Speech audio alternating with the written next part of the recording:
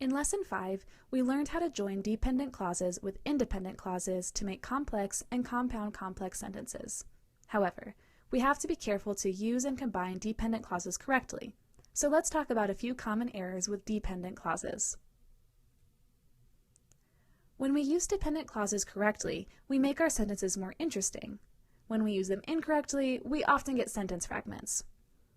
A sentence fragment is a dependent clause that stands alone. It's punctuated as an independent clause.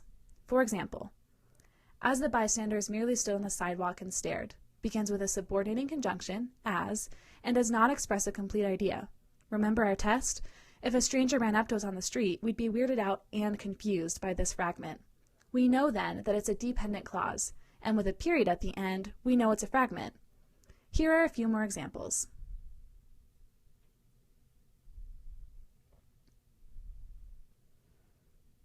To correct the fragment, we have a few options. If the fragment begins with a subordinating conjunction, we can simply remove the subordinating conjunction. Without the as, the sentence becomes, the bystanders merely stood on the sidewalk and stared.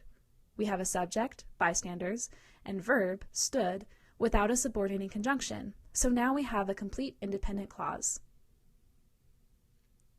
If you have a fragment that begins with a relative pronoun like which or that, you can fix the fragment by replacing the relative pronoun with a subject. Think, what is the thing or idea that the pronoun is standing for? Here, which was standing in for the contamination, so which rendered the test results inaccurate and unusable could become the contamination rendered the test results inaccurate and unusable.